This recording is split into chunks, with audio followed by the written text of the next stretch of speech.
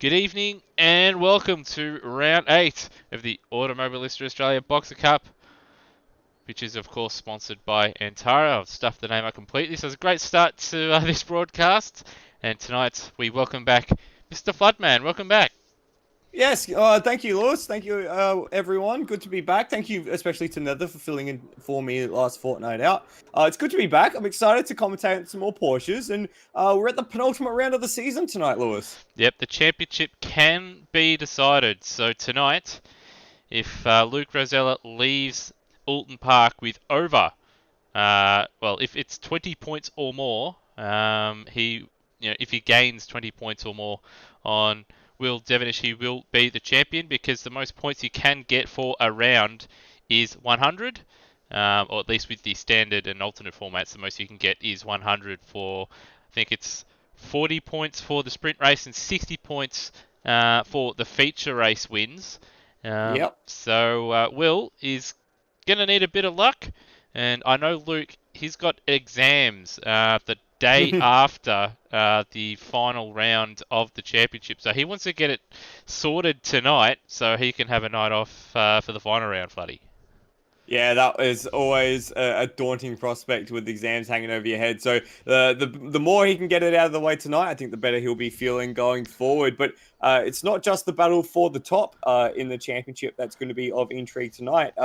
Looking at the times as well through the field, there's some very, very small gaps. So I wouldn't be surprised to see cars across the entire midfield there, as we've just got the points up, very closely batched.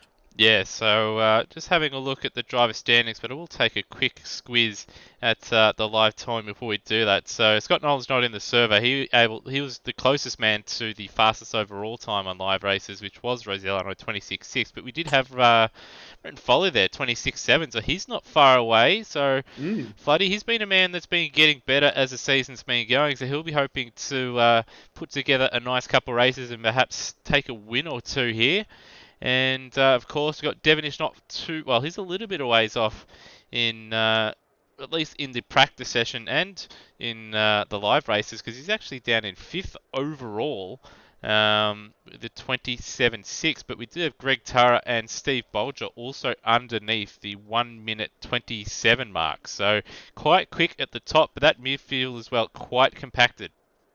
Yeah, just looking at the times from the official practice server tonight, you have some patches where a group of 3 or 4 cars are within a tenth of a second. So between Devonish, Bolger, and Redmond in this session, less than a tenth of a second for third place. Between Ross and Termo and Nathan Higginson, less than a tenth of a second for seventh place. Between Lion Mitch, Urjit Mishra, and Justin Cecil, new addition to the series, less than a hundredth of a second almost between those three. So there's certainly going to be intrigue between those guys, and with a few very tight gaps in the point standings, Mishra and Tim Redmond quite close, Steve Burko not too far away from them as well, Bolger and Foley still in close proximity, and Han's not here tonight so far. It looks like Foley might even have an opportunity to jump into the top 4.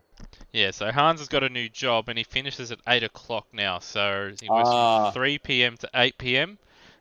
So he may make it tonight, but yeah, at this stage, not in the server. But of course, as you can see in the live chat, plenty of Go Hans there. So if you are in the live chat, please follow along with the Go Hans. But yeah, hopefully he comes along for race 2. Hopefully he can even sneak in before race 1. But race 1 probably not going to be ideal for him with no practice. And yeah, ideal for Foley to move ahead in the standings. We've got Bolger there, P6. Mishra there, not too far away as well. Wayne Spencer, as we know, that has pulled out of the championship. Tim Redmond and Burko rounding out the top 10. Over the page, Scott Nolan has only contested 3 rounds of the championship and he finds himself in 11th spot, but he's not here this evening. Termo in 12th place. He's got a 13-point gap over Darren Kemp. Brendan Ross on 178. Coxie still looking for his big break on 134, followed by Rody Lachlan Lock. Scott Murrell, who himself has only contested a couple of rounds. Noah Tara, who we haven't seen for a while, and Avenger Ben rounding out the top 20.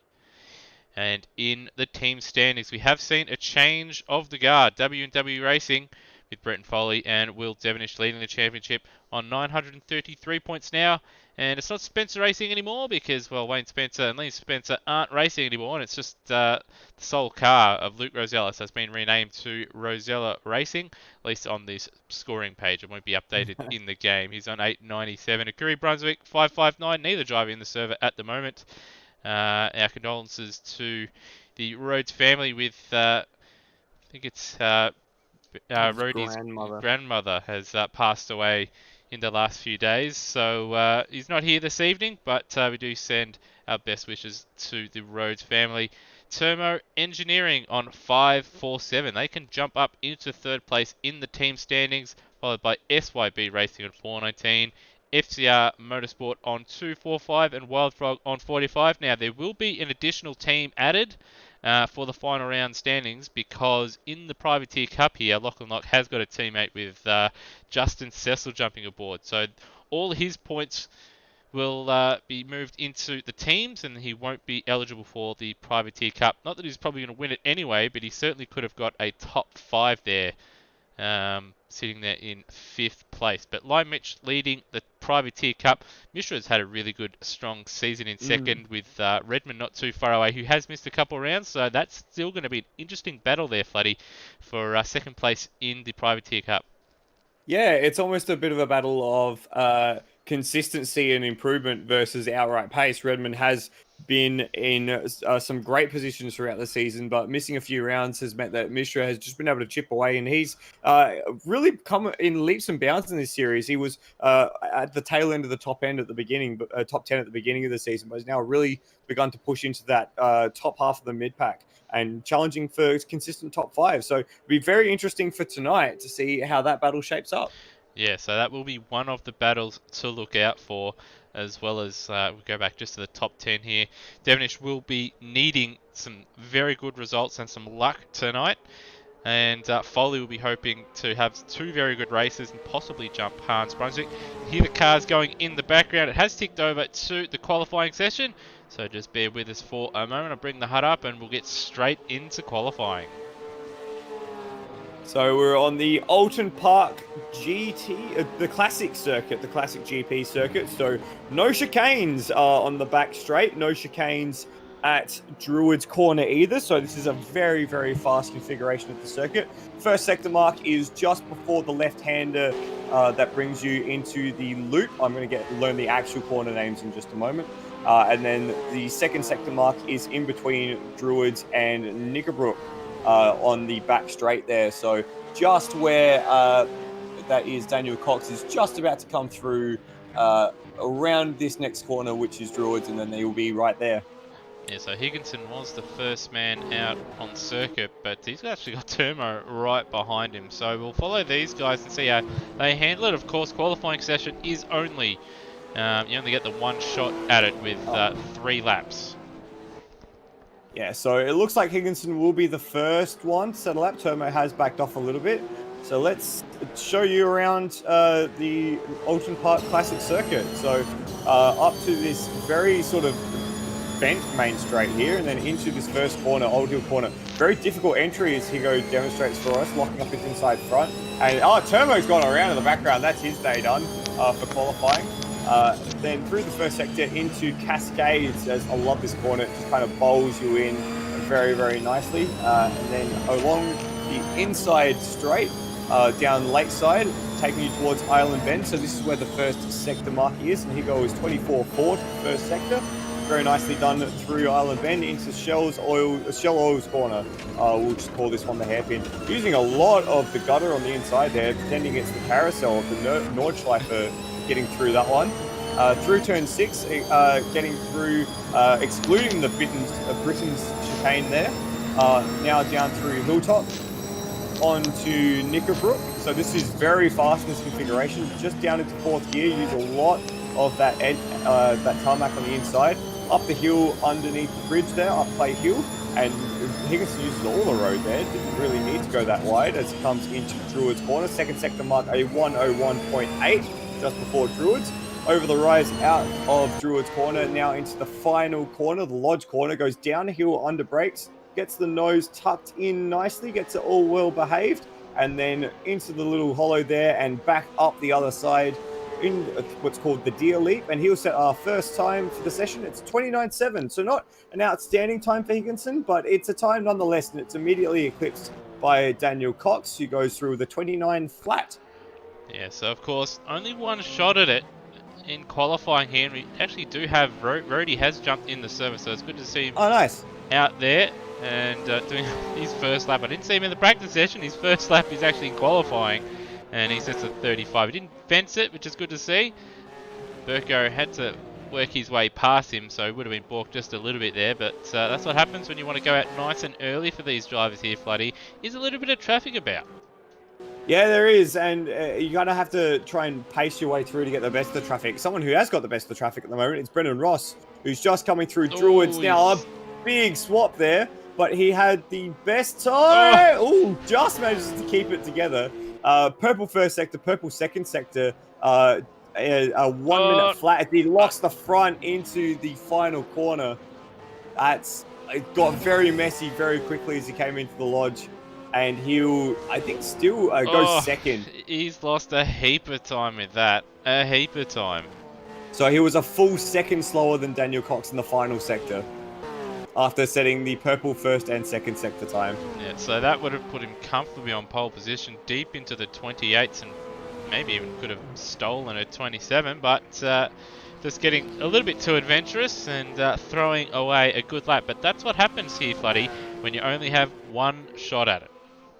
And he's been disqualified from the session as well, for good measure, probably for getting too close to the other side of the road. As I've got eyes on Avenger Ben, who's gone wide at Cascades through the first sector, so he's a second and a half down. The best sector time for Sector 3, as Lion Mitch sets a new best first sector time, is actually Urjit Mishra with a 27.7. But he was 6 seconds slower in the first sector, so that's why he is currently sitting in 8th place. You haven't got Lion Mitch's new skin, do you? I had installed it, but obviously not working. But I will be. Honestly, I think that's okay. I think for our watchers at home, yeah. I will be restarting in the warm-up session. No, because I got to fix up the camera, so it will probably be there. Gross. As Lion Mitch sets these first and second purple sectors and comes across the line. First time in the 27s, a 27.5, a full second and a half quicker than anyone else's lap time so far. So that's a pretty resounding benchmark that Lion Mitch has thrown down to the likes of Steve Bolger, Will Devonish, Luke Rosella, and Devonish is out on track, and he's already half a second down to the first sector. Yeah, so maybe bolded at some point, but Lion Mitch setting his personal best out of all the sessions, I believe, in that lap time there. Good time to do it. What can Devonish manage here in the middle sector? There's not really much to it, Floody, and I've only really got the hairpin and this quick right-hander here to deal with. So there's not a lot of places really that you can make up a heap of time, but he has made up a bit of time there. Only a 10th and a half or 10th and a quarter away. Whoa. Just pinched the inside front coming into Druids. Did a nice job, actually. That corner is very difficult on entry. He's still got a little bit of time to find as he dives his way through the lodge. Gets it up on 2 wheels, gets his back out as well. Used a bit too much curb there. Could that affect his lap time? I think it will. Yeah, that's a 28.1, so not ideal. He has been complaining about that corner, but the corner doesn't change. Your driving lines do, so he's just getting a little bit too adventurous. Oh, and headline here, Luke Rosella's thrown it away. So where's he managed to do that? We just cut a shot of him with a replay. It's wide out of turn 3 and on the grass. Oh, no, that looks like a game problem. And maybe he realised he got a track cut for that when he... Yeah, okay. I'd say he got a track cut and has just had to abort it, I'd say. Yeah, at Cascades, yeah, it must have been. Well, there you go. That's a pretty big headline here. Steve Bolger's just about to cross the line. He will slot into first. Wow, that flew under the radar. He's actually eclipsed Lion Mitch's time, and he did it in the middle sector, a tenth quicker in the middle sector there. So well done, Steve Bolger. Yeah, so just about matched him in the final sector. It was actually a little bit slower than Limich in the first sector, but yeah, 2/10 faster. He's got himself disqualified. Okay, I think I here. know. I think I figured out why it's disqualified. So as they escape back to the pits, because those guys are in the deeper paddock, it's sensing that they're doing an additional lap. Yes. I've had these issues a couple of times before with some razor tracks. And unfortunately it's doing it again here. So we'll have to sort that out with the manual grid. So those guys don't get royally screwed over by the game. The last two drivers on track, Brendan Foley and Tim Redmond. Foley's green to the first sector, so he's purple to the first sector, in fact, as he locks the brakes into Shell Oil's corner, the hairpin. So I'll keep eyes on Foley. He was looking good in practice. We've jumped to him. And did have to work the wheel a little bit into Shell Oil's corner there. But advantage Foley at the moment. And if you have missed it, championship leader picked up an invalid lap by the looks of it, and he'll be starting towards the back end of the field. So Will Devaney still in it. Half a second. Look at the split. And Foley now, all he's got to do, Floody, is not throw it off the road. Yeah, that's an impressive lap time for Foley so far. Just an update on Redmond. Redmond's not too far away either. He's only 3/10 down, so he's provisionally going ahead of Steve Bolger as well. But still watching Foley, lights the rears up on the exit of the lodge, comes to the line. He's flashing the light. He's happy. 26-7. 7/10 of a second. He found more time. He's been disqualified, but that will be rectified. And Tim Redmond goes second. Tim Redmond jumps ahead of Lime Mitch. Now, we're not sure if that's actually ahead of Steve Bolger as well, and it is. So Tim Redmond will start on the first row of the grid alongside Brenton Foley for the sprint race at Oulton Park, penultimate round of the season. And if you did miss it, Luke Rosella, our championship leader, got a track cut, so he'll be starting from the back of the grid. Yeah, so very, very mixed up qualifying session with, it will be Brenton Foley starting from pole and Redmond joining him on the front row. So Redmond only getting there by about half a tenth over Steve Bolger. And then, of course, Lime Mitch as well in fourth place with Devonish. He was looking good there, Floody, but that final sector and that final proper corner ruined his lap.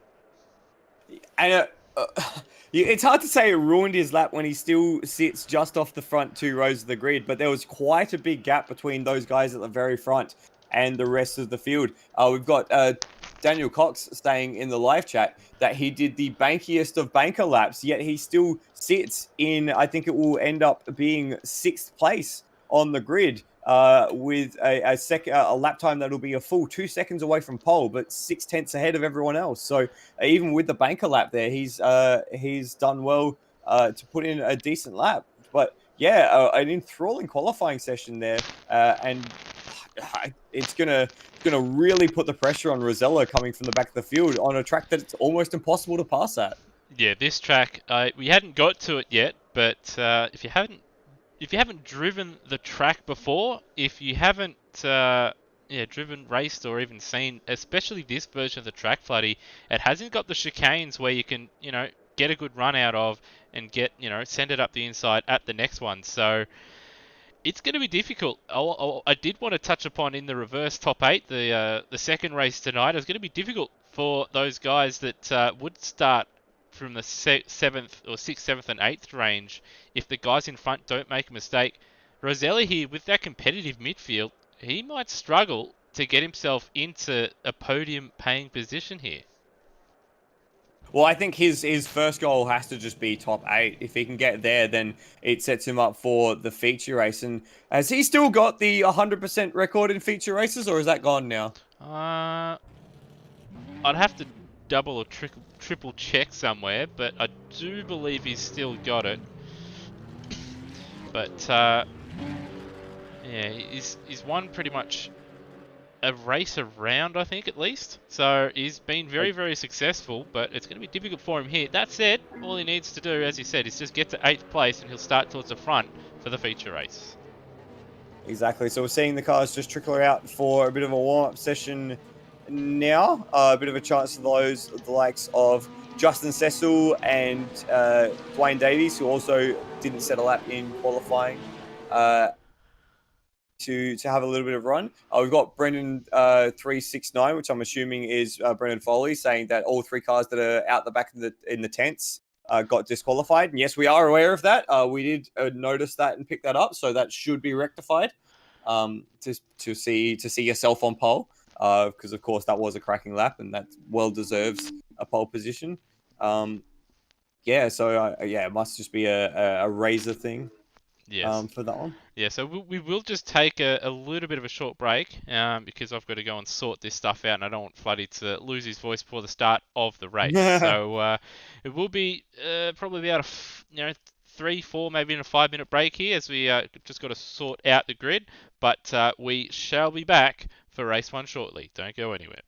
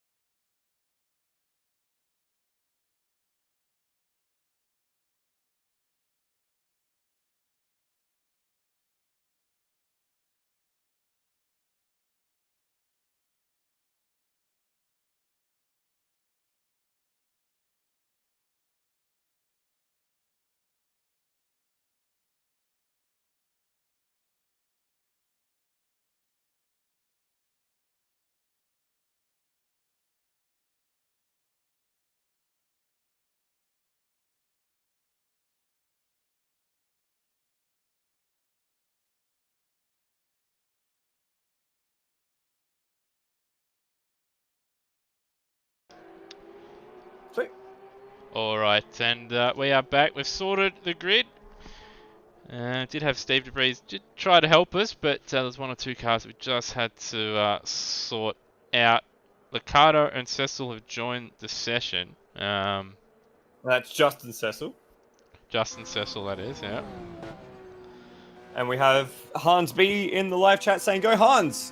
We'd love to go Hans, but Hans, you're not here, so we can't go Hans. Yeah, so hard day of driving a van. Obviously doesn't want to drive or can't drive at the moment. The Boxer Cup car. But hopefully he can jump in for race number 2. We are being told to hold up. Hopefully we can get going very, very shortly here. But yeah, just waiting on a couple of things to sort themselves. Hans in the live chat saying the van handles better than the Boxer Cup car. I don't believe that. I don't believe that for a second, Hans. As we advance on to the next session, so it will be a 10-lap race to start off proceedings tonight. Remember, of course, the sprint race leading off tonight, and then the feature race later on. As the cars file out into the grid, we will take you through the fully updated grids. So that way you are aware of where everyone was meant to be starting before the disqualifications made everything just a little more difficult for us. Yeah, so just to briefly go over the track info for tonight. So as you can see, round 8, Oulton Park, round the classic layout. I don't think I've updated the track length, but 3.22 it says here. I don't think that's accurate. 12 corners. Format tonight is the standard format with a sprint and a feature race with a 10-lap sprint, 14-lap feature. And we've ticked everything off, and now we're just waiting, really, everybody to jump onto the grid in the formation lap to begin. Just to cover off that little one for you, it is in fact a 4.3 kilometer circuit, including all of the chicane. So I'm not expecting it to be too far away from that. As we go away on the grid, leading us off is Brenton Foley, a stellar lap in qualifying, a 1:26.7 blitz the field to take away pole position. Second place is Tim Redmond. He set the last lap in qualifying to eclipse Liam Mitch and Steve Bolger by less than a tenth of a second to take second place. Steve Bolger out of third for Turbo Engineering, and just ahead of Liam Mitch, which we don't have the llamas on Liam Mitch. Okay, so we'll have to rectify that for the feature race maybe. He's out of fourth place ahead of Will Devonish. Saw his moment on the last lap of qualifying, the last corner, see him sit in fifth place. Sixth place is Daniel Cott. Said he put in a banker. It was one hell of a banker to see him start in sixth. Brendan Ross will be out of seventh place, and he has Steve Burko for company on row 4 of the grid. Nathan Higginson did a good job to qualify in ninth place, and he will be alongside Cracker, and they will round out the top 10 of the grid here tonight.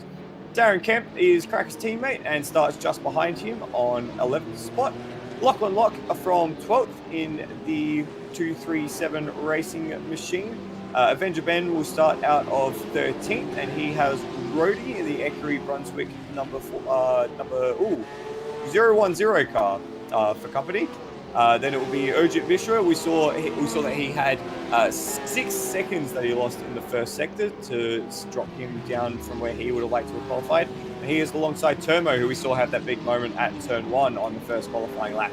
And here is the big story. Luke Rosella, a invalidated lap time for a track limits infringement, sees him start behind those with lap time. So he's got a big job ahead of him if he wants to maintain that championship lead out of 17th place. He's got Dwayne Davis for company, who had a similar issue. Then 2 latecomers, Justin Cecil of 237 Racing, moving the 237 machine out of the Privateer Cup. And Dane Liccardo joining right at the tail end of the grid. And that is your 20-car field for the Antara Boxer Cup, presented by AMSOZ tonight at Oulton Park. Yep, and it's good to see Dwayne Davis back out there. He's had some back issues and has had to sort of rejig his PC as well as the seat of his rig. So it's good to see him back out there. And the big gun himself, Luke Rosella, he's got a lot of work to do in race 1 as see Foley just trying to warm up those rear tyres. I know it's a sprint race here, Floody, but you still want to look after those rear tyres, even if it is a fairly short 10-lap race here. And he wasn't the only one really putting the fire to those rear tires. I think Bolger as well behind him were going a bit ham. Maybe they're looking for a bit more rear grip through those first two corners. But either way, we're going to be telling the story very, very soon as the last runners get onto the grid, and we'll be racing shortly. Yeah, it looks like Cracker just struggling to get into his pit box there, or sorry, grid box. But looks like it's just ticked over, and the lights are on here. Away we go. Dwayne Davies has come back and he's got a drive through for his trouble. So he's jumped the start, but to turn one they go 3 wide, 4 wide almost in the midfield, but Foley leads away. And through turn 1, is it nice and clean? Coxie very, very wide on the exit. He might even pick up a track cut for that. But a fantastic start for Foley, and he's already got a bit of a gap. Yeah, Cox just on that. He dropped a position to Brendan Ross there, almost dropped a position to Nathan Higginson as well, but Foley's jumped away. Redmond's gone with him to an extent, and then it's Bolger, Lime Mitch, and Will Devonish. Devonish using all the road and then some through Lakeside, just manages to get it pulled up for the hairpin as everyone Constantina's through. Luke Rosella already up 2 spots, so great start for him, making his way past Lock on Lock for 14th. Yeah, so he's having a look and trying to get by Lock and Lock, and he gets the job done. So already up into 14th place for Rosella, but it's only going to get more and more difficult. He has to strike while all the field is compacted together, and as you can see, using a lot of curve there, getting it right out sideways there through one of the quicker corners on the circuit, and now he finds himself stuck behind Avenger Ben and Termo. Termo, by the way, great start from him, up 4 spots from 16th to now be in 4th. He's got his eyes on Darren Kemp, tries to go down the inside to see a lock up from someone just ahead. And that looked like Will Devonish. Devonish has lost a few positions here. He's dropped behind Daniel Cox and Nathan Higginson. I wonder if he's made a mistake. So he was battling with Lion Mitch. A little bit of contact there. The quicker part, that double right-hander there, and he's ran wide onto the grass. So that's why he's dropped down just a couple spots there. Not the worst thing in the world though, only a couple spots, but he needs everything to go his way if he wants to keep his championship hopes alive here. And we've got a urgent Mishra off in the background at Cascades, but I was just going to bring our attention back to Termo, who's now dropped a few spots because Luke Rosella is up to 11th. He's processed through Darren Camp, Termo, Avenger Ben, Lachlan Locke, Rhodey, Dane Licata, Urgent Mishra, and Dwayne Davies. And it looks like we also lost Justin Cecil as well, so that's a bit of a shame. Yellows. Oh, there's a spin. Yeah, so that's Avenger Ben, and it looks like, I think that's Termo there. Yeah. So just cut to replay and see what's happened. So Avenger Ben right behind Termo here. And is it going to be a bit of contact? Oh, he sent it late, lost the rears and hit Termo, who always seems to be involved. Not that it's his fault, he always seems to get rear-ended by other people. So Termo not going to be too happy with that one. And he's down to 17th now after what was a promising start. Yeah, that's really unfortunate for Termo there. Just really got stuck in the wrong place at the wrong time with a charging Avenger Ben behind him. That's at least it's just a short race. He doesn't have to put up with the pain for long. Speaking of putting up with the pain, Brendan Foley, he's broken out to almost 2 seconds ahead of Tim Redmond and Steve Bolger in the battle for second. And Lime Mitch has just gotten away from Brendan Ross in the battle for third. They were very close to the match just a lap ago. So Rossi, one of the victims of the track and picking up a DQ. That being sorted in the warm session. Just following along with Luke Rosella. He's having a hard time getting by Cracker here. Cracker's not really defending here, Floody. And that just shows that it is a very, very skinny circuit and very, very difficult to pass on. As Rosella thought he was going to run wide on the grass. And if you're out on the grass there, generally, you're at the fence here at the hairpin. Yeah, it's very, very difficult to get a pass done here because the track's so narrow in so many spots. He's got a bit of a run here. Cracker does move to defend a bit more as they head up the hill and into Knickerbrook. It's not quite enough. He's not quite far enough alongside, but he's going to try and send it. No, Cracker shuts the door. So he had to back out there, and he's lost quite a bit of time as Luke Rosella. So it's a bit of a challenging ordeal here as we're watching this pair go through Druids now. it's not really a lot of room for the track to open up and allow you to get a move set. Oh, that said though, it's starting to, there's been a little bit of a train here forming behind Daniel Cox. So even though Cracker has been defending Oh, there's Bruno yellow flag. Rosella, Someone spun in the final corner. It's Rossi. Rossi, what's he done here? Has he just used too much curb? Let's just have a quick look. Oh, he's lost it a little bit under braking. Carried some, yeah, he's done what Devonish did a little bit. He did lose it a little bit under braking, but he clipped that curb on the inside. And around he goes into the back of the field. 16th spot now for him.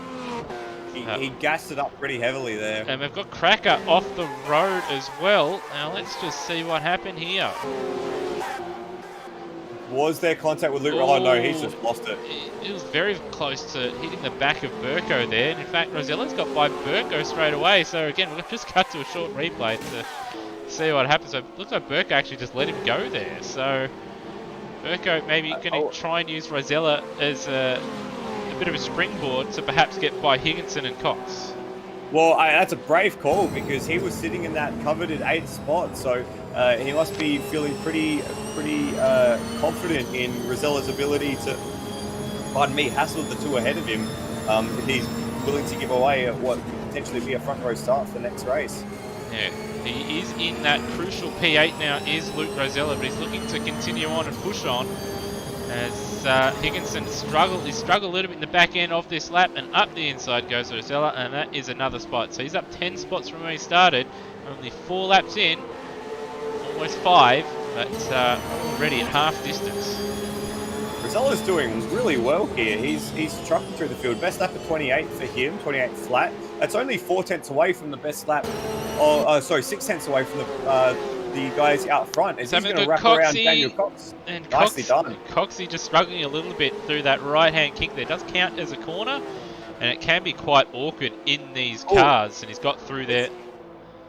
A yellow flag at turn 1, and it's Cracker again, who's come to grief. So he was alongside Darren Kemp rather, and lost it all on his own while trying to make a pass, and only just got missed by Lachlan Locke and Urgent Mishra there. That's very close. That is heads-up driving there from Mishra. He only had a split second to make a decision, and he picked the right one and avoided what would have been a pretty major incident there. But Brendan Ross now starting to apply a bit of pressure to the back of Rhodey, and for a second there, it looked like a little bit of lag. It must have been just the track camera. But the final spot for the reverse grid stakes, Higginson and Burko. So Higginson just going a little bit defensive now, and Burko applying the blowtorches. Just a quick update on our man Luke Rosella now, who is immediately behind Will Devonish on track. Not immediately, but that's the next car up from him. Since being released from that battle for 6th, 7th, and 8th, has set a purple middle sector and has backed that up for the fastest lap. Yeah, 27 flat. And he's smashed everybody in that final sector. So 27.1 on that lap was 3 tenths faster than anybody else just in the final sector. And in the middle sector, for most cars, he was at least 3 to 4 tenths faster. So quite a bit of pace in that machine. He'll just be ruining that error in qualifying. Yeah, well, imagine if he hadn't made that mistake, he'd be up with Brenton Foley, just messing around with him out the front. He's made a good race, though. He's given some entertainment, and he'll want to get by Devonish and sort the championship out. Brendan Ross has taken the Foster's line through Cascades, trying to go through the short track there. He's well off in the boonies and doing a bit of rallycross action, and I don't know how he didn't end up... Well, he might still fence it, I was going to say. And he's going to have to slow right down here because... There is a little gap there. He's found it. Oh, he's... Just snuck his way through. He's just got away with it there. So. He's advertising for the TCAC Dirt 2 Rallycross Championship coming up shortly. No, it's not Dirt Rally, it's Dirt 2, unfortunately. Otherwise, I'd maybe consider doing it. But, another fastest lap. Sorry, I had eyes on Steve Bolger and Lion Mitch. Bolger going through the first corner, Old Hill corner. He was well out sideways, just managed to gather it up there. So now he's under big fire from the privateer leader. So cut to a replay and see what transpired. Oh yeah, just on the way in, right out sideways, and he had to get immediately just park it in front of Lion Mitch. And these guys immediately behind Tim Redmond, who's been quiet in this race, but hasn't quite gotten away from Bolger. We've had a spin for Nathan Higginson coming out of Cascades. Burko's out off. Of Cascade? Burko's off as well. So it's all happening. Yeah, it's all happening. I wonder if there was contact down there. So Higginson looks like he's on the grass at the quick left-hander there, and he's on the grass again. Burko sort of on the grass to avoid, and unfortunately for Burko, he ended up all the way into the fence there. So he has a little bit of panel damage to the front left of his car, but he's got a puncture as well, and that's perfect and he's in the fence again. So he's going to try and battle his way through. Ideal for Mishra though. He's now up 6 spots into P9, and Higginson, who has been struggling in these last few laps, might see Mishra start again on pole position here. And someone I saw drop down the order was Daniel Cox, but that was because of a timing glitch. He's now sitting very pretty in 6th place with all the freedom in the water around him. Yeah, so he can just relax a little bit. Yeah, he's not really going to catch Rosella barring mistakes, and Higginson has been making some mistakes have crept in, but the big battle now is for 2nd place with Foley, who's 3.8 seconds out in front, but Tim Redmond just holding on to 2nd place. And he's got Bolger, who's very, very sideways through Shell Oil's corner there, the old hairpin. He's got to keep an eye on Lion Mitch behind, who's quite aggressive, and he wants to try and set up a move to Redmond, but I think Floody, he's just looking a little bit more in his mirrors than he is in front. And the interesting thing about this battle for the entire race, as Bolger gets another little wiggle moment coming through Druids, is that these cars have been less than half a second apart for the entire race, and there's been no passes made. None of these three have changed position since qualifying, and yet they've been this close. I just have a little peek back in the background there, and you can see the black and yellow figure of Luke Rosella chasing down the Vodafone W&W racing car of Will Devonish. They have been locked at the hip for the entirety of this season, and once again they find each other out on track. Yeah, so a couple of little spot fires here and there will be interesting actually. So Devonish at 27.7 and Rosella 27.4. These guys are about 7/10 faster than this group in front, so they're probably not going to have enough time to catch the guys in front, but if one of these guys here in this battle for 2nd place makes a mistake, they will be there to pick up the pieces. And we've got a yellow flag out here in Sector 1, so... Oh, and it's Avenger Ben. Avenger Ben that was just off the circuit. Is that Steve Burko as well? That's just ahead of these group of Will Devonish and... He is. He's just letting them go. So he's a lap down. He had to fix his car. It is at least 30 seconds to change a tyre or tyres. So the big disaster for Burko in this one was sitting 10th in the driver's standings, and after this race he's going to be, well, probably going to find himself outside the top 10 or close to it. By Cracker. Cracker's just had another spin at Cascades, but that's okay. And here we are, Luke Rosella and Will Devonish side by side coming up the hill into Druids here. Rosella on the outside, can't make a move on there. Can he get the cut back? Oh, Will's run right. Well done. He set that up nicely. Will just running wide through that double right-hander, and Rosella gets the job done. And if things stay the way they are, he's going to extend his championship lead here. Not what Devonish wanted, so he might have to try something drastic here on what will be the final lap of the race. And once again, these guys 7/10 faster. We've had Lion Mitch get by Bolger and then slide his way through turn 1, somehow holds onto it, and it's allowed Tim Redmond just to break away here. Lion Mitch struggling to hold on to the back of that car, so we may still see the final spot on the podium change here, but it looks like 1st and 2nd, barring mistake, should get home in their positions.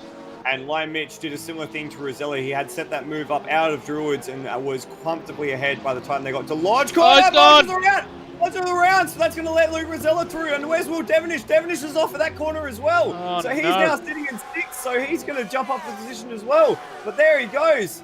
Oh, it was all coming together, and that looked like rear tyres for Bolger. Bolger had been sliding around. And Devonish hit those tyre fences as well. I'm not sure if it was so much the tyres there, Floody. There's, if you have a look there on the exit of that corner, there's marbles, and I've just gone back. those marbles do affect the cars quite a bit. If you do, and there's a problem for Devonish. There's smoke. He's blown the engine.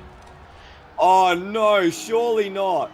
He has Surely not. blown the engine on the. 0 RPM. Oh. There's smoke coming out of the back of the car. You can hear the flames. You can't see them. But his teammate's going to come home and take a very well-earned victory. Redmond will take second. And our privateer leader, Lime Mitch, will come home in third. Rosella, he'll come home in fourth. Bolger will come home in the end fifth. Devonish is trying all he can to try and bring it home. But he's going to fall a bit short here. Bolger comes home fifth. Higginson and Mishra side by side through the final corner. Mishra went around the outside there at Lodge. He's going to try and power up the straight. This could be an airplane crash. And it's Higginson on the line. He's just got it. Higginson holds on to P6. Mishra P7. Coxey will finish in P8. So I think he's made a mistake. Trying to think if he was in that position beforehand. But Kemp... Yeah. Kemp in ninth. Davies will come home 10th despite his drive-through, so that's a fair drive from him. And Liccardo, he's still got one corner to go here. And he's going to come home in 11th, which isn't bad. With I don't think he did too much practice out there. Locke will hold on, just fending off Rody for 12th. And Will Devonish is going to be a corner short here, and he is out. And that has to be the championship. That has to be it. Unless effectively. Unless Rosella DNS the next race and Devonish wins, that has to be the championship. Yeah, so don't have the actual points legend on hand, so I'm not sure how it's going to work. We'll just finish off the final order. So Cracker in 14th, Brendan Ross in the end coming home 15th in a very adventurous race. It says Will Devonish is in 16th, but of course he is a non-finisher. Burko a lap down in 17th. Same with Termo, with Avenger Ben and Justin Cecil on debut retiring. But, well, Floody, it's been an action-packed qualifying, and then the race as well. Outside of really Brenton Foley out front, they've had some cracking battles and a heap of drama here. Oh, you can say that again. A heap of drama. Right when we thought things were going to settle at the end of that race, it all exploded. And yeah, it's just like the Pistons and Will Devanish's engine. His teammate took the win from Tim Redmond, who in the end did a brilliant job to defend from initially Steve Bolger, who ended up making a mistake to cede that position to Lime Mitch. And Luke Rosella, that's going to be driver of the race, up from 17th place into 4th. That's an absolute championship drive. And I found the points allocations for the sprint race. So for coming home in 4th position, Luke Rosella gains 31 points, whereas a DNF for Will Devonish counts as a donut. So what did you say Luke needed over his championship rival to get the champion? He needs to leave this round here with over 100 points or 100 points, because he will win on count back. He does have more victories, so all he has to do is effectively not lose more than 20 points to Devonish, or the exact number, but yeah, about 20 points to Devonish in this feature race here, and he will be the Antara Boxer Cup champion elect. Wow. Speaking of race elects, we do have our race podium in with the booth with us. We'll start with our race winner, Brendan Foley. Brendan, nice quiet race for you, untroubled from the first corner, and yeah, very, very clean in the end. Tell us about your race.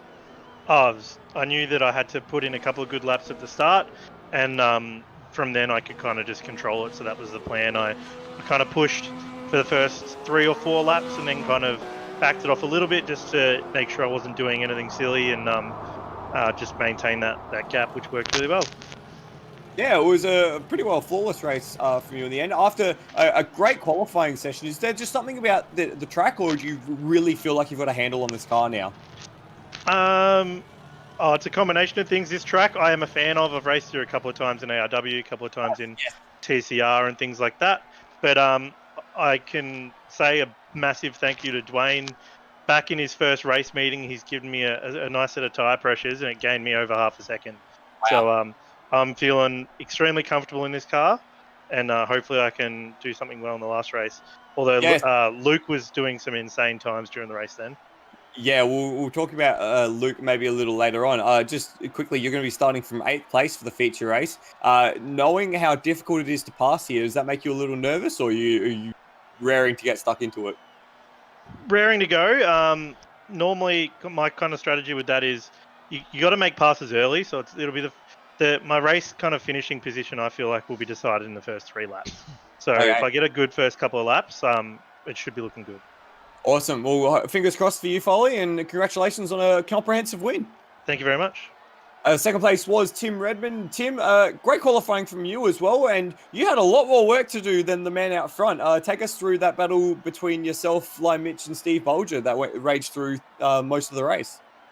Yeah, so that was a great race. Good. First of all, well done, Brenton, for Foley for taking out the win. For me though, I was trying to find consistency, and I kept making mistakes. So when I wasn't making mistakes, I found time on them. But when I was making mistakes, they were catching back up to me again, putting pressure on. So it made it obviously a little bit harder when they did that. So good work to those guys. Obviously towards the end of the race, it was a little bit more of a battle between Lime Mitch and Bolger. So it made it a little bit easier for me to just sort of drive away and drive home in a nice second, which I'm pretty happy with.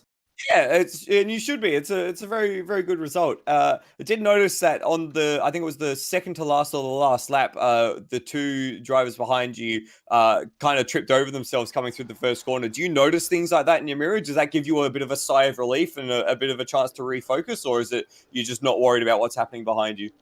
Honestly, I think it probably calmed the nerves just a little bit. But no, like always got one eye on the mirror and one eye forward, just to make sure I'm making the right choices on the circuit. Fantastic. Coming from 7th place in the feature race, same question to you. Are you excited, or are you a bit nervous about having to come through the field? I'm actually really keen for the challenge. I know that a lot of people had some struggle in the first race, and there's going to be some fast guys around me. So I'm really looking forward to sort of keeping that challenge up and keeping the race going. Awesome. Congratulations on your 2nd place, and best of luck for the feature race this evening. Thank you very much. And 3rd place was Lime Llama Mitch. Lime, unfortunately, we don't have your brand new livery on the broadcast just yet. I'm sure Lewis is raging to try and fix that issue. But in the end, a good race from you, and managed to snaffle the podium in the closing stages. Yeah, it was a pretty good race. It was seriously hard to pass anyone, even when Bolger made a couple of mistakes, but if you park it in the right place, you still can't even get by anyone. So it's going to be an interesting feature race as well. So you were tucked up behind Bolger's rear wing for quite a while in that race. Do you kind of get stuck in that situation? If like you mentioned, Bolger made a few mistakes, but you still couldn't get past. Is that kind of a problem of having no room to set something up, or what happens when you're stuck that close behind the car in front? Well, because there's not much draft in these cars either, you can't get a run on the straight, and it's also narrow. So if they get sideways a bit, they usually take up the whole road. So there's pretty much no room to pass either. Anyway. Yeah, it is one of those classic British tracks like that. 3rd place for you continues a really good run for the Privateers Championship. Tim has ousted you for Privateer honours tonight. You're looking to get one back on him for the 2nd race? Yeah, hopefully. I'm also looking at 2nd in the championship if Will makes a few more mistakes, but we still have 1 round to go, so we'll see how that plays out. Yeah, of course. Starting from 6th for the 2nd race, Lime Mitch, best of luck coming through the field, and congratulations on your podium tonight. Thank you. And just to round off those little comments, we did have Rossi, Brendan Ross, jump into the YouTube live chat, saying that he'd like to formally lodge an application to join Brock's Dirt Rally Series. He thinks his ability speaks for himself after his excursion that we caught through Cascades and through the Island Bend. So, Rossi, I think that will be very welcomed to see your dirt skills put in action. Well, he's got a little bit of experience, but when you do go a little bit off-road and off the path in when you are doing a bit of rally, generally there's some trees and some rocks that you've got to best avoid. So Rossi, you got some experience going off-road, but you don't want to go that far off-road when you're doing dirt rally. But did a good job to hold on to it. Hopefully in the next one he can put it all together and have a solid race. He will be starting a bit further down the field. I don't quite think he made the top 8, so he might have just a little more work to do. In fact, he will start from whereabouts will he start from? It's not wanting to tell me, which is a pain in the butt. Just one. It was the last finisher in the lead lap, which puts him in 15th place. Yeah, so a fair ways down, but with a bit of luck and a good start, he might be able to work his way into the top 10. That'll probably be his first goal for this feature race. It is a little bit longer, so he has got more opportunities to get by. And if you can keep it clean in that one, I'm sure there'll be people on old tyres here, Floody, that they just wander a little bit wide there on the exit of a couple of corners. Turn number 4 in particular is one that we saw Will there running wide there on the final lap, and a couple others that can be quite tricky regardless of what car and tyre condition. Yes. So you're really hoping that someone makes a mistake there, because to try and set up a pass, because of how narrow the track is and how deep you're going through Island Bend to get into that hairpin, you kind of there's not really enough room to send it down the inside. I think Luke Rosella showed the best passing on the track by forcing Will to take a narrow exit out of Druids, which he then turned into a big drive down the inside of Lodge Corner. So I think that's how you kind of have to set up a pass 2 or 3 corners in advance here to get it to work. We should say again, commiserations for Will Devonish. Engine blowout on the last lap of the race into the hairpin. Not sure if he hit the wall first, which caused him to blow the engine, or if he blew the engine, which caused him to hit the wall. But either way, it really put a big dampener on his attempts at taking a championship and getting onto Rosella's tail. Yeah, so it was a bit of a long shot even to begin with, but that really put a halt to really any chances. He's going to need a massive miracle from here. We do know that Rosella does have some exams for uni for the final round, so whether he makes it is obviously probably down to the championship, Floody. But if he could just keep himself in it here, hope for maybe a mistake from Rosella, you never know going into the final round. Yeah, and just to tie that off as well, for the feature race, you get a maximum of 60 points, and generally for the first few positions, you lose 6 points per position. Then it gets a bit tighter as you go through. So if Will was to somehow come through and win the feature race, come through from 14th, 15th, wherever he is on the grid, that would allot him 60 points, and that would require, I think, Luke Rosella to finish lower than 4th, provided Will wins, to keep the championship alive. Just doing some quick maths in my head.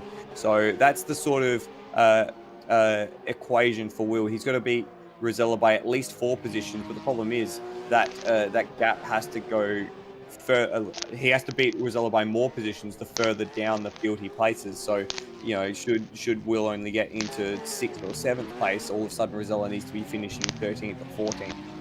Yeah, so it's desperation straits here for Will Devonish. So I think what he can do is just not focus on the championship now and just go out and just focus on enjoying himself, driving the car as fast as he can, and I think just having a bit of fun here, Floody. Absolutely, and it has been getting to the very tail end of a very long year of sim racing. 2020 has been a big, stressful, difficult year for a lot of people, and that did mean that early on in the year we got a big uptake in sim racing here at AMSOZ, and including the Antara Boxer Cup. But we are getting to the tail end of a very long season. That does start to mean that tempers are beginning to fray, and the red mist is becoming a little thicker and a little quicker to come down. So I think everyone is looking forward to a well-earned break from sim racing and from each other, maybe a little bit, and just from the stresses of what we do here, just coming up to the Christmas season. Yeah, I'm sure there'd be a number of guys out there just looking for a bit of extra free time.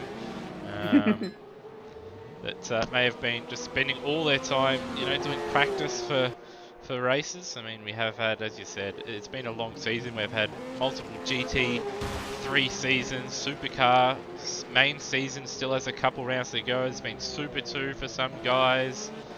And then you've got the TCAC and ATCC stuff that's been happening, and it has been, at least for the AMSOZ group, it's been a massive year. And for a lot of these guys, like say Termo in particular has been one, and even Burko another that's driven the majority, but I think Termo in particular, I think he's driven just about every series that's been on offer. So for those guys, they've put in a lot of laps this year, and yeah, they may be looking for a little bit of they're waiting and can't wait for that little break over the summer period. Yeah, as much as it's good to have an escape from everything that's going on, there is such thing as too much of a good thing. And while the community here at AMSOZ is a great thing and something that everyone should be very proud of being a part of, sometimes does just get a little much. And I'm sure I can hear it in your voice as well through events like the Bathurst 500 and all the stress that went into that, and how that all, when you returned to the commentary box after about the hour and a half of red flag running, to that we spent fixing, or that you spent, you in particular spent fixing things there. That just hearing the exasperation in your voice kind of summed up where we were. Yeah. I'd completely forgotten about the Bathurst 500. Sorry for reminding you, Lord. Sorry. It's not a bad thing, because it did turn out to be, even though we did have sort of the timing issues and obviously the big break there after lap 30 and had to restart on lap 22 and stuff like that, it still was a fantastic event, and the community really rallied around the event and made it fantastic. I mean, we had fantastic looking cars up and down the field. Everyone went out there and did a heap of practice and gave it a good red hot go, and it's been like that throughout the series, or throughout all the series. But the 500, I think, outside of that hiccup with the timing and having to red flag it, I mean, it was a fantastic event, even though it was for myself very stressful. And obviously myself and Nether and a few other guys put a heap of work in just to try and get that up and running. But it will be good, at least from my own point of view, once this season's over. Super 2, I will be running a summer series, but with that one I won't have to do too much about that one. There won't be any updates or anything. But yeah, can't wait for a little bit more of a break. But until then, we've got one more race tonight here, Floody. 14 laps around Oulton Park. Those 10 laps went very quickly, and we did see some great racing and some drama. This one here, though, again, it set itself up for what could be another fantastic Boxer Cup race here. And the championship story, the big story that we had from the first race, has been entirely flipped on its head. Now it's Will Devonish coming from the tail of the field, and Luke Rosella in the box seat for a decent result after doing a great job in the first race. So as the cars come out onto the grid, we'll take you through the grid, including the inverted top 8, of course. That has been the feature of the entire season here of the Antara Boxer Cup. The last car is just coming out onto the grid now, and we should be away any moment. Yeah, so just waiting for the countdown. There we go. It's just ended. And Floody, why don't you run us through the grid here for race 2 of the penultimate round of the Antara Boxer Cup, hosted by Automobilista Australia. I will do. Thank you, Lewis. Leading us away will be Daniel Cox. A decent first race saw him grab 8th position after a long battle with Steve Burko and Nathan Higginson. So he will lead us away, and he has Urgent Mishra for company on that first row. A great recovery drive from Mishra after a bit of an off early on in the race. Nathan Higginson will start in 3rd place after finishing in 6th place. in the sprint race. And he has Steve Bolger, who was battling for third up until the very, very late stages of that first race. And there is our championship-elect Luke Rosella in the Porsche Centre Adelaide Motorsport machine. Great race from him last race in the sprint race, coming from 17th on the grid to take 4th. And he has Lime Mitch, who I see has his correct livery now. Yes, that is the Llama Mitch car. Feast your eyes on that one, ladies and gentlemen. We'll move on to Tim Redmond. A great defensive effort from him to take 2nd place. And he has last race winner, Brendan Foley, for company on row 4. Foley cracked the field at the very, very beginning and never looked back. Darren Kemp will start out of 9th, unfortunate to miss the cutoff. And he has Dwayne Davies, a recovery drive for him after getting a drive-through penalty for a jump start on the first lap. So well done to recover to 10th place. Dane Liccardo joins him on in the middle of the field. He started from last, so got halfway through the field for Dane. And then it's Lachlan Locke out of 12th place. Rody improved his position through that first race in the Ecurie Brunswick-Mobile. Unfortunately, no Hans tonight at all, so he's flying the flag for the Golden Gay Time cars, as I call them. Brendan Ross, after his Rallycross adventures, will start 14th, and he has Will Devenish, who DNF'd on the last lap of last race, next to him. Steve Burko also had problems. He had a puncture after hitting the wall into the hairpin. So he will start in 16th, and he'll have Avenger Ben, who I believe DNF'd last race, as did Termo and Justin Cecil, bringing out the rear of the field. I think that means that we have lost one driver, as the front guys are already on the grid. I'm trying to work out who that is. Let's look at the library. Lachlan Clock doesn't appear to be in the server, so he's the one that... Cracker. Cracker. Yeah, so Cracker not in the server. Here you go, lights are on, away we go, no jump starts this time. It looks like Higginson's got an absolute cracker of a start. He's straight ahead of Mishra. He's going to try and go the long way into turn 1. He does have the nose ahead, a little bit of contact with Cox, but around the outside and into the lead. Nathan Higginson got Bolger and Rosella side by side. Mishra and Lime Mitch side by side, so poor start from Mishra. And Rosella now trying to get up into 3rd straight away, and he will have the inside for turn number 4 here, and he sweeps ahead of Bolger, so an ideal start for the champion-elect. There's still battles going on behind them. Oh, I've got a car off. I don't know if that's Rossi or Davies. No, that's Rossi. I think that's Rossi. He's just expanding his rallycross repertoire there. There was nose-to-tail bumping throughout that inside corner. In fact, Daniel Cox, he's made a bit of a mistake here, and Rosella's wrapped him up, because Rosella's now in 2nd place. They come into Knickerbrook, rather. Yeah, so a fantastic start from Rosella. So Davies having a look up the inside of Kemp, but backs out of it.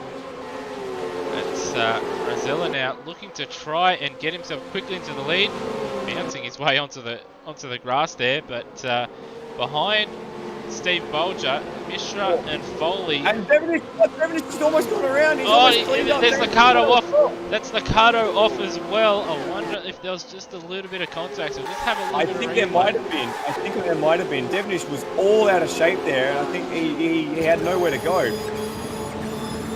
Oh, yeah, that's a big hit. Yeah, so there was. So out of control was Devenish trying to get by Termo.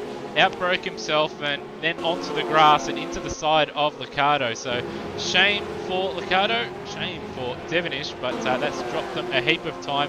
Brendan Ross was the FCR Motorsport car that did end up off the road, and he's almost into the side of Cecil there. Does a great job of saving it. I'll be happy that one's on the broadcast, because he'll certainly have a brown racing suit after this one. But to bring us back up to the front, as there's a few looks into the hairpin, it is Luke Rosella, who's already got a second of an advantage over Nathan Higginson. Then there's the Cox train, Daniel Cox, Steve Bolger, Ujit Mishra, Brendan Foley, Lime Mitch, and Tim Redmond right at the exhaust pipe of the llama-faced machine. That is your top 8 at the moment, as Lime Mitch is going defensive into Druids. That could open up the opportunity for Redmond if he gets a good run. Yeah, he has got a good run here. Build something into Knickerbrook. No, other way around though. It's not quite going to be close enough. You don't really slow down enough there. You've got to set it up for the final corner. And so as half the cars go wide through Druids. Yeah, so a bit of lawn mowing services down there, and it is a massive train now as Mishra trying to see if I wonder if he's just going defensive from Foley behind, or if he's looking to make a move. But either way, Boulder's run wide on the exit of what is essentially the final corner, but technically it isn't. But Mishra doesn't quite have the run, but he does have the inside for turn one. Foley's going to try and follow him through. Bolger might get shuffled a little bit further back here, but Mishra now up into, or back up into 4th place after a poor start. Bolger going defensive, and Foley, he's got to look in his mirrors because he's got some an angry llama behind him. How about this, Lewis? Last lap around, Nathan Higginson, Daniel Cox, Urgent Mishra is all in the low 29, 29-1, 29 flat, 29-1. What do you reckon Luke Rosella's last lap was, as they all go side by side through the hairpin? Well, looking at live races, I can tell you, 26.8. Oh. Yeah, 26.8, 2 seconds a lap quicker. That's unbelievable. Yeah, so it is hot and heavy down here. Bolger and Foley, and we've got Mishra and Daniel Cox battling with Lion Mitch sticking his nose in everywhere. So he's a little bit of warping and lag there. So he's gone around. Oh, he's gone.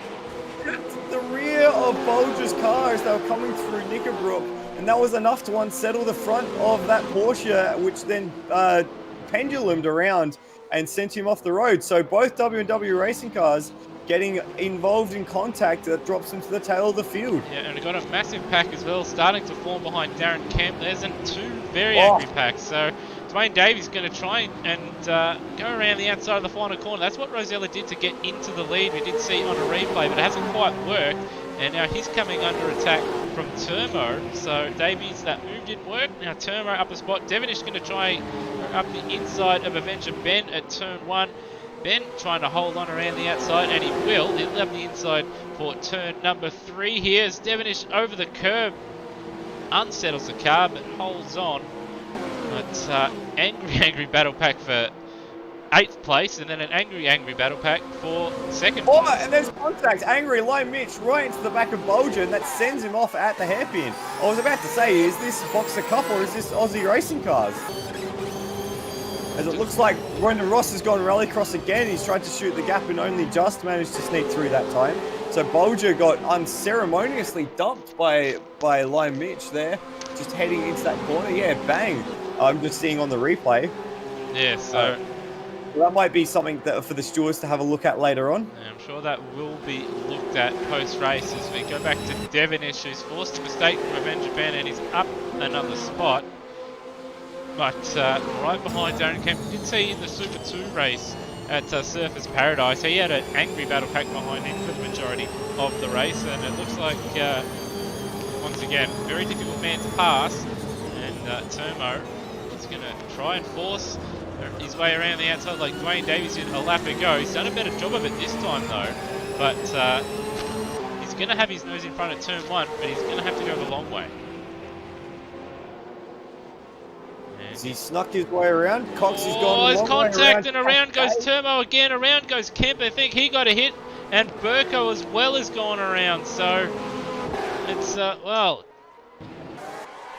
it's like a Formula E race. They saved all the crazy for the second half. They certainly have. So I'll have another look at that. And yeah, like Devonish had nowhere to go. Burko was right behind that, as well as the cars in front slowed and were spinning, so it's just... Oh, we've lost the leader! We've lost the leader! Luke Rosella spun at the hairpin! Sorry to jump in over the top of you there, but Luke Rosella, he's stuck at the Shell Oils corner, and he's just returning to the track now. No, he's done what I think it was Bolger did. I think it was Bolger, but I remember someone in race 1 there just got on the marbles and looped it around, and disaster for Rosella. What that has done, that has put Daniel Cox in the lead of the race with Ujit Mishra and then Nathan Higginson with Tim Redmond and Lion Mitch behind. Now, they had all just recently swapped positions because Higginson was ahead of both Mishra and Cox, so they've all been in a battle now. Redmond and Higginson side by side in the final corner. They're battling for sheep stations, and, well, we can officially say it, Coxie, he's got his big break. There he goes. He's got about a gap of a second here as they come across the line. It's 8/10. So it's Cox, Mishra, Redmond, and Higginson.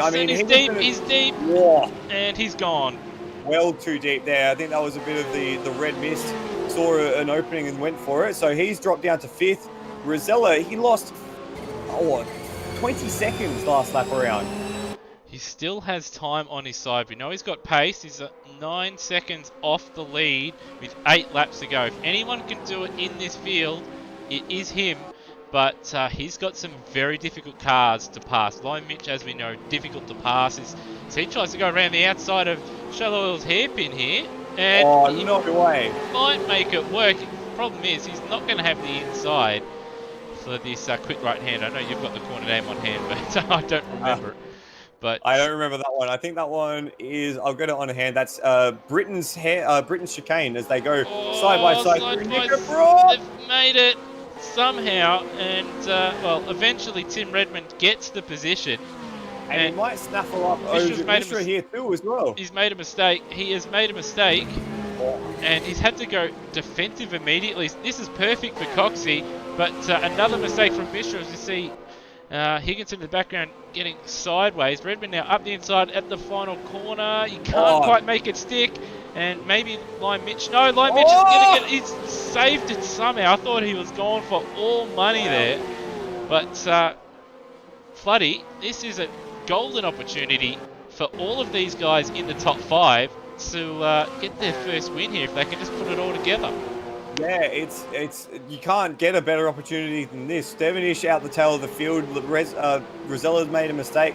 No other real championship contenders in the mix. And if you're Coxie, you've got that rear gunner of Mishra. Not that he wants to be the rear gunner, as Redmond comes down the inside, fires it into the island bend.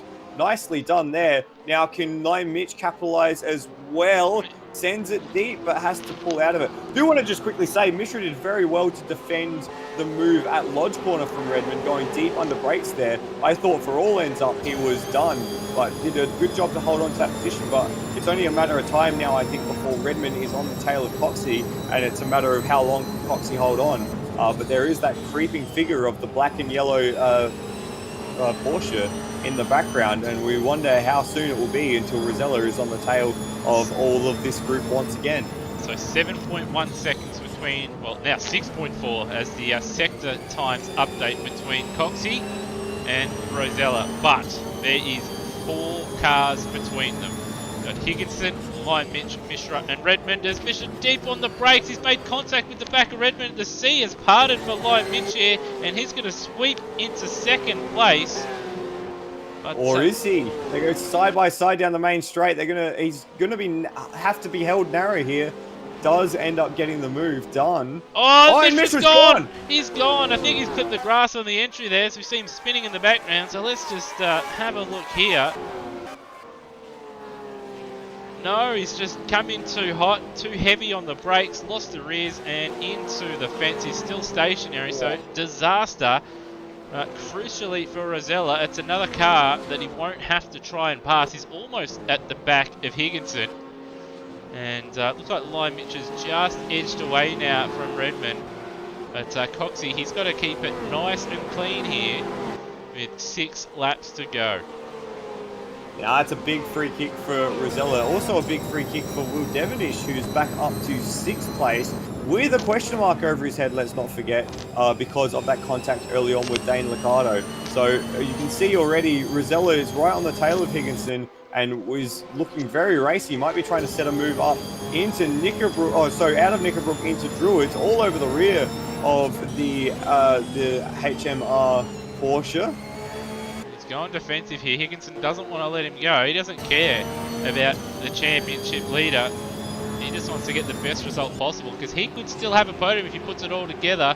Goes defensive, and Rosella tries to set up a move and the exit by going wider at entry. He has got the better exit. He's having a look at the inside. Can he pull it up? Oh, it's tight. A it's little tight. bit It's of door banging. in the mid-corner. And he is going to get the job done there. But Higginson, will he fight back? He's having a look. Oh, and he just got out of it at the crucial moment, and he's lost that momentum through turn 3. And I'm just going to bring us up to the front now because that gap between Cox and Lime Mitch has dissipated. It is now nose to tail as they come into the hairpin, and Redmond's going to buy into this as well. Cox very late on picking up the throttle there, so that means Lime Mitch got all of the boxer in his front grille. Coxie goes to the inside, coming into Knickerbrook. There's not going to be room there. He's going to try it though. Does the dive? There's no room there. That's going to cost him. That's going to cost him because now Redmond might have the run to send it on him at the next corner, or at least the final corner. So he's not thinking a couple corners ahead here. And just looking at the live chat, as Cox goes a little bit defensive there, that's going to cost him a little bit of time. Looking at the live chat, it seemed that Mishra's chair had rolled out of position. That's why he ended up off the road, so big shame. We've got yellows at the final corner here as Coxie goes defensive. And a little bit of contact on the exit. Redmond's got the best exit as Live Mitch runs a little bit wide. And now Redmond, he's going to have the run and the inside line for turn 1. There's lights flashing ablaze as they come across Turmo heading down the main straight. Redmond to the inside. A little bit of a break lock up side by side with Lime Mitch. There's a yellow flag in that sector, so Redmond has to pull out of it because of the sitting car there. And that means that Lime Mitch is able to maintain his positions. They come through Cascades down to the lakeside. Now, that was very lucky for Mitch there that the yellow flag was out, because I don't think he would have been able to hold on from Redmond. That has given Daniel Cox just a car length or two of breathing space as they come into the hairpin once again. And we've got Luke Rosella 2.5 seconds away as well, so it's urgent that these guys get by Daniel Cox, or Coxie just holds them up. Rosella almost did this exactly the same thing as he did a few laps ago and spun it to the inside, managed to power slide it out. But this is very, very delicate stuff at the front. Cox defensive into Knickerbrook this time. Not going to give Lane Mitch the chance to try and throw it up the inside as they come back up the hill. Not really too much of a difference in drive out of that corner. So there should be line astern heading into Druids. And it's only going to be 4 laps left after the end of this one as well. And all this defensive driving is allowing Rosella just to cruise up to the back of these guys. He's got a pace advantage anyway, but all this defensive driving, it just makes it easier for him. Once again, Cox defensive at the final corner. They're both going to be wide. Now, can Tim Redmond make them both pay here? Cox is just going to hold on. We might see a little bit of bump drafting here, but no, they're going to try and go 3 wide here, are they? No! But a little bit of door banging into turn 1. Cox has just outbroke himself a little bit, has he? Lime Mitch is wide. Redmond's going to try and take advantage, and he does take advantage, and now he's got the inside for turn 3. Oh, C's parted very well for Redmond. He threads the needle and he's to the lead. And that's done very nicely for him. Lane Mitch all over the curve now. Coxie's going to try and attack onto the back of And they've got Redmond. Higginson off in the background as well. Oh no, so Higginson's got, I think that's Will Devonish for company, but now these guys have Rosella for company, and look at Rosella go! But it's Lime Mitch around the outside, very deep into the hairpin here. Can Coxie try and edge him out? No, he's lost that position too. So the next one for Cox is going to define from Rosella, and that will give everyone around a free kick if he can do it for as long as he did. But look, Redmond's already gone. That's a few car lengths already. That's 2 or 3 tenths per second. And that's all he needs to just edge away from this group. Yeah, so 2 spots in half a lap for Cox. Bit of a shame. He just got out of the groove. I think he got a little too defensive into Lodge the last lap around. And that was enough for everyone to just run over the top Rosella of having him. a look at Cox here. Can he pull it up? He's run a little bit wide, had to use the curb and onto wheels, but he gets the job done. He's in a podium position, but now he's going to have to contend with Lime Mitch, who, as we know, doesn't make it easy to pass. But Lime Mitch, he wants to win here. He's going to be doing all he can to chase after Tim Redmond. And just by the way, Tim Redmond, how he threaded the needle there, getting through both Daniel Cox and Lime Mitch after they went side by side through turn 1. Mitch is wide at 1. And as you can see there, that might even be a track cut for Rosella. So he's throwing the kitchen sink at this. He wants to win. He doesn't care about just finishing in 3rd ahead of Devonish for the championship here. As you see, Lime Mitch just squirming on the exit of turn 3. Goes defensive. He's not giving an inch. Delicate stuff to come into the hairpin. Fine margins here. Mitch goes very deep in there and trying to use all of the braking capabilities as Rosella tries to use all of the acceleration capabilities of that Box Cup car coming out of the hairpin. These guys have already dropped Daniel Cox, so it was a valiant defense from Coxie, but he's dropped about 1.5 seconds away from the big hitters as the race has gone on. We've got 2.5 laps remaining here for the penultimate feature race of the season. Just a quick update on the rest of the field. Burko has just DNF'd from, I think, what was 6th or 7th position. So he, unfortunate for Burko. And Urgent Mishra, after his seat problem, has dropped down to 14th. Oh, I've got Redmond wide here. Did see Lime Mitch made up a heap of time at the right-hander. We've got Foley getting by Higginson in the background. A little bit of contact all back. This is shades of almost British touring cars. Around this track, and contact on the final corner. Around goes Live Mitch. That's going to elevate Daniel Cox into a podium position. So he will get that podium if he doesn't make a mistake here. But now, 1 versus 1. Redmond versus Rosella. Rosella, as we know, is one, I believe, just about every, or if not every, feature race so far. But the man standing in his way, looking for his first win of the series, is Tim Redmond. And he's got a lap and 3/4 to go, Floody. And there's going to be another big question mark over Luke Rosella, because if we roll back the replay, I'm sure you'll find that there was contact just as Live Mitch came back onto the circuit after running a little wide. And that was all that it needed to spin that car around like a record player. But it is now a battle in two, Tim Redmond and Luke Rosella. They came into the series very, very closely matched, about the same time as well, into AMSOZ, and have been two of the class protagonists throughout this series. So it'll be a battle in two for the last lap and a half around this Oulton Park circuit. What a race we've had so far, Lewis. It has been an absolute cracker. I'd say the best race we've had in the Boxer Cup so far this season. Oh, there's been a few. I'm thinking Road Atlanta was one of them as well. It was pretty good, but we've had all kinds of drama, not in race 1, but in this one as well. And just have a quick check backwards, because Daniel Cox is holding off Brenton Foley for the last place on the rostrum. oh, he's outbroke himself. Oh no! He's just gone too defensive. He's taken that very, very defensive line and hugging the inside line there, which has cost him. Redmond and Rosella contact, and unfortunately Redmond's going to go around here, and that's going to cost him. So Cox might still get his podium here. And disaster for Redmond. And Cox is on the podium. Redmond down to 4th place. Higginson right behind Redmond now, but we'll just have a look at the replay on that, because a bit of an interesting one here. Yeah, two cars trying to get into the same space of road, and unfortunately the 2-into-1 doesn't go. And Redmond's gone off as well. Redmond's gone off again at Cascade, so he's had a further incident. So it's all gone to hell in a handbar. That car's crabbing as well, I think. So it's we've got Lockie 237, who unfortunately disconnected right at the very beginning of the race, saying the Rosella's kill counter is 2. But I don't think you can really pin that on Rosella. He had enough room. He was far enough up. It's one of those 6 of one, half a dozen of the other. I think. Yeah. So still not going to be decided, because that incident, that first incident we did see with Live Mitch was an interesting one, and it will be probably looked at post-race. It was a difficult one to call, but he is going to take the win on the road. But, well, provided he gets through this penultimate corner here. He's got Brenton Foley's done a good job these last few laps to reel in the likes of Cox and Higginson. Higginson going defensive. Limey's going to try and go around the outside.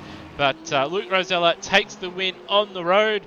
Brenton Foley will complete a fantastic round for him in 2nd place after the win in race 1. Coxie getting a podium. Couldn't quite hold on for the race win, Floody, but fantastic effort from him. And I think my man of the match, he is racing with not just at the very beginning, but to hold on for that long was an astounding effort. Also an astounding effort from Nathan Higginson, holding on to 4th place. Liam Mitch in 5th, Bolger 6th, Will Devonish recovering to 8th. He had 7th, sorry. He had another spin that we missed while watching the battle at the front. Tim Redmond recovering to 8th. Unfortunate for him, he was in the mix right until the very end. Dwayne Davies came home in 9th. Rhodey in 10th. Avenger Ben in 11th. Darren Kemp 12th. Urgent Mishra is still out on track. He will be the next car to come through, hitting 13th. Then it'll be Justin Cecil and Dane Liccardo finished a lap down, as did Turmo and Brendan Ross. Yes, so Mishra, he had his his seat move on him. Obviously, he's not got a solid seat. He's got a chair with wheels on him, but still did a good job to come home in 13th. But yeah, what a race! Up until that that final lap contact, it was an absolute thriller, Floody. And with 5 laps to go, you couldn't pick a winner. Oh, absolutely! It was a dogfight, and it was a great mix of talent and of big names. And I think, you know, the fact that Higginson and Mishra were in the mix for so long as well, and the big guys making mistakes that brought them back into it. It was a real fascinating battle, but unfortunately, once Cox did lose out in that amazing sequence of corners where he defended into the final corner, drew Lion Mitch up alongside him, which then forced them to go side by side down the main straight, which forced them to both make mistakes through turn one, and Tim Redmond thread the needle to get into the lead. Once that had happened, Coxie was just unable to hold on for too much longer, but he was rewarded with the podium for Coxie, and I think he's actually run out of fuel on the cooldown lap, has Daniel Cox. Yeah, looks like he's getting a push from Nathan Higginson there. Just trying to work out. That's down at turn number... Turn 3, that's at Cascades, so maybe he's gone around for another one. Yeah, but still fantastic effort from Cox. He didn't make a mistake, didn't overdrive it, and made him earn it. It was just more so he got a little bit too defensive at that penultimate corner, I think, there, Floody. You don't really want to, when you are going defensive, hug as far across as what he did there, but that'll certainly be something he can take into future races.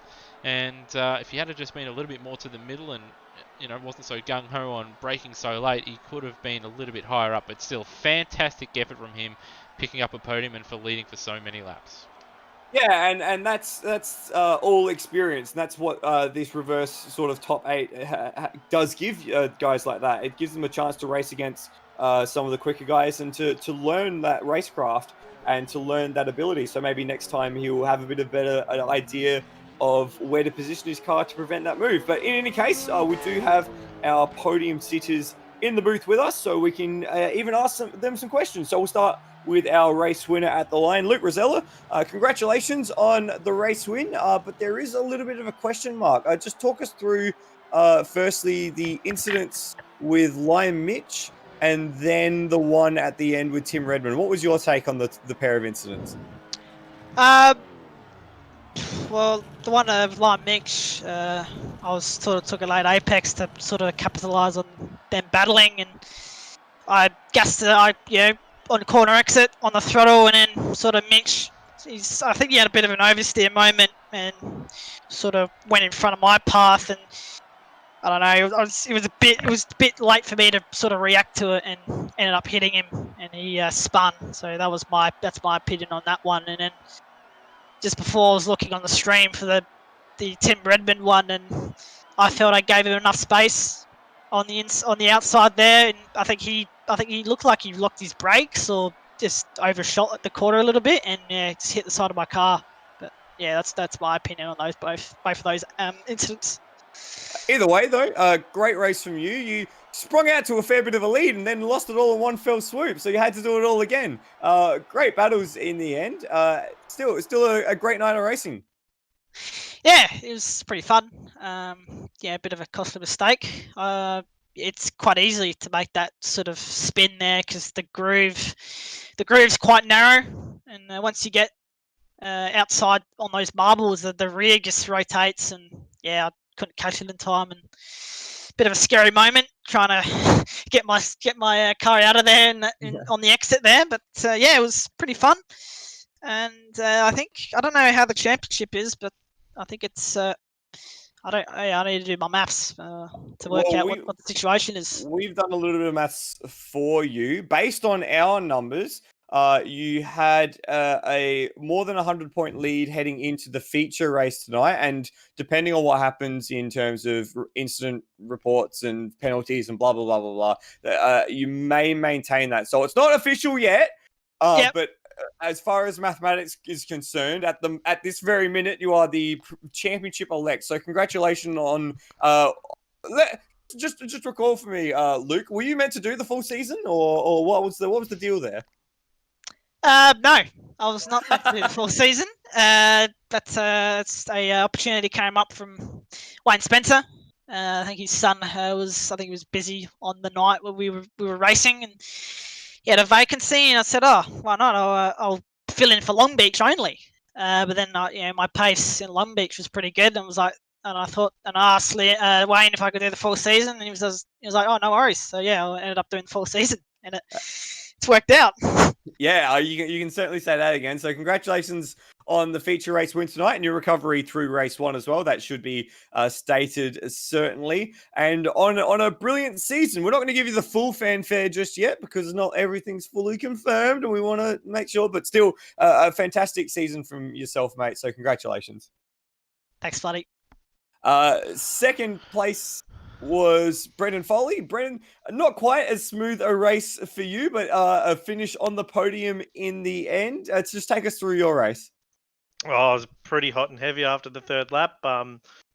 I felt like I got a pass on and then got bumped wide at the hairpin and was in behind Bolger again. And I don't know if it was just for me or for everyone, but a little bit of lag hit. And that was enough that when it kind of calmed down, I was in the back of Bolger. So yeah, I couldn't even tell where my braking point is on my screen. Cars disappeared and reappeared and jumped side to side. And that was enough that pretty much when it went back to normal, I was in the fence. So I was pretty annoyed, but just thought I had to get my head down. I was driving a little bit angry and made sure I put in some good laps, and thankfully it paid off. Yeah, it certainly paid off in the end. You were, I don't want to say lucky, but you were in the right position to capitalize on a few high-profile incidents a bit further up. A fantastic night of results from yourself. I think that's your highest yield of results for any round so far this season, with a first in the sprint race and a second in the feature race. So special congratulations on that. Yeah, thanks very much. Rear-engined Porsches don't really suit my style at all. I absolutely love watching them race and I love driving them, and it's a hell of a lot of fun. They just don't suit my style completely. But I finally had a night where the car had just been absolutely perfect to my liking, and it's worked well. You're in a contesting battle for the tail end of the roster and for the championship. Do you think you can step on to the podium? I'd absolutely love to if that was the case. I've got to put in a good next round, and hopefully I can get on that third step. It'll be awesome to see two of the W&W racing cars potentially on the podium. Congratulations on your returns for tonight, Brendan Foley. Thanks very much. And we'll jump to our third place getter to round off the show, Daniel Cox. What a fantastic drive from you, starting from, I think it was first on the grid. Somehow, yes. Yeah, so starting from pole, but somehow managed to hold on to those positions throughout the race. The battle that you had with Lion Mitch and Tim Redmond was unbelievable. That must feel pretty damn great. It was just kind of weird because, my plan was just don't get killed. If you remember a couple of rounds ago, I didn't have the best of rounds, and it took a break after Bathurst. But after Bathurst, I got a lot of confidence because I drove pretty bloody well at Bathurst until AMSOZ crapped itself at 6 lap to go. But my plan was basically to stay out of the way. But then sort of red mist fell. And I went, look, I can get a podium if I just play this right. So my plan was basically to, I knew they were faster than me. They're way faster than me. And then my heart jumped when because I saw a yellow at the hairpin, thinking, oh, that's just a bug because someone's crashed behind me. And then I saw the car in front of me. I went, okay, I'm in first. And it was just basically, and then I went, okay, I've got to battle these guys. And my plan was just to hold them up and let them fight out amongst themselves. I don't think I did any block. I did defensive driving, and I know I was slower than them, but I don't think I did any blocking. If I did, I'm happy to take the punt you're playing, but I don't think I did. But when they got past me, I went, right, I'm happy with fourth. And then someone span, and then someone else came out of nowhere and passed me. I went, all right, I'm happy with fourth. And then someone span. And so, yeah, can't stop talking at the moment. I'm a bit combobulated that I got it. But, I'm pretty proud of this. I think you can sum that up by saying you're well chuffed. Yeah. And quite honestly, we're quite chuffed for you. Honestly, the drive of the race from us, and I think Lewis will echo my sentiment here, said we didn't think it was any blocking at all. It was just very, very good defensive driving. Good, yeah. So thank you. So you've had close calls in the Boxer Cup so far this series. How much has the reverse grid, the rotation of the top 8, enabled you to race against these top guys and to learn from these top guys? And how much do you think that's helped build to this result tonight?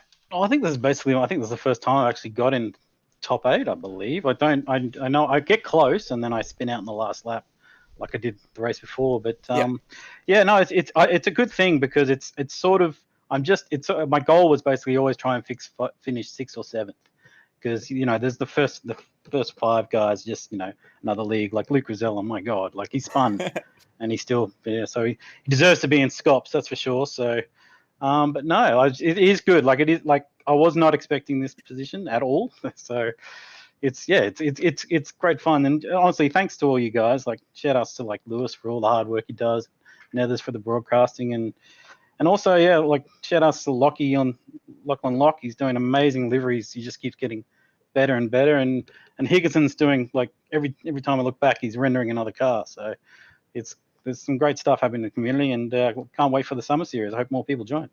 Oh, well, in any case, congratulations on your result tonight. And we're all extremely very happy for you. Even the chat, the live chat is going absolutely nuts. Do you guys even have a graphic for me to put on the podium? I haven't looked. Oh, yes, we do. We do. It's cool. up there. I thought Lewis would have to rush and do that. Awesome. All right. And and shout outs and you did great work on your ASC Bathurst 1000 as well. Like setup was amazing. Great work. Thank you. Oh, I can't take credit for the setup. That was all the ASC guys. I just kind of came in. No, you did great. You did great. Anyway, I'll shut up. I'm too excited. Thank you very much. Good work, guys. I think that's the perfect energy to end the night on, Lewis. What a night of racing! It's just chaos from start to finish, but in the best way possible. Yeah, like I know there were a couple sort of minor incidents and a bit of contact here and there, but when I don't know about you, but certainly when I go and set up for a broadcast, you look into some rounds and it's like, you look at live races, there's a bit of gaps between people time-wise, and you think, it might be a bit of dull racing, and even tonight you think, it's a difficult track to pass on. Maybe the reverse grid race would be, or reverse top 8 race would be a little bit interesting, but you still get the quicker guys to get through. But no, we had some fantastic battles tonight. It was one of the good nights. The drivers, I'm sure, had a ball out there, unless you're getting punted. But fantastic racing up and down the field. It's always special when you have battles for the lead like we did in that second race, Floody. Rosella coming home in the lead. Coxie, a popular third place there with Foley taking out second. But I'm pretty sure all of us there was probably, you don't want to be biased, but I think everyone that was watching along, and certainly myself there, you do sort of cheer on the underdog a little bit, and Coxie gave it a fair old crack there. Yeah, absolute bias central over here. Loved it. Loved every second of it. Love to see the guys like Coxie, like Ujit Mishra, who I think deserves a huge rap for everything that he was doing up until his chair fell apart. And for Nathan Higginson as well, he was really fighting hard in the middle part of that race. And you love to see those guys start to crack through that sort of glass ceiling and start to mix it with the top guys, because it really makes the racing, it takes it to a whole nother level. And we got to see that level tonight. It just unbelievable. Those trains that we had, where we had 2nd through to 8th and then 10th through to 20th in that second race, was just unbelievable stuff. Yeah, I did forget about that massive train behind Darren Kemp there early on in that second race there. But fantastic racing. Unfortunately, we missed a lot of what happened behind the leaders from the midpoint on in that second race. So we do apologise in advance when they do go to watch it back. But Floody, fantastic night of racing. But only got one more night of this series in a couple of weeks' time.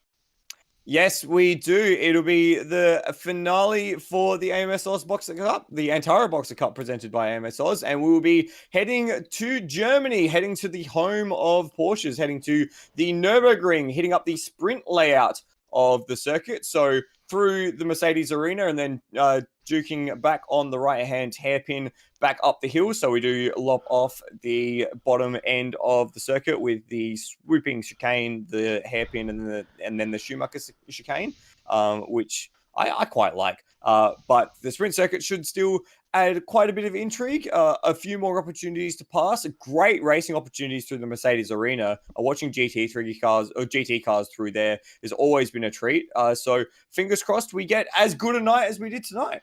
Yeah, hopefully it will be. But from myself and Michael Zalavari, thanks for joining us for the AMSOZ, the Antara Boxer Cup hosted by Automobilistas Australia.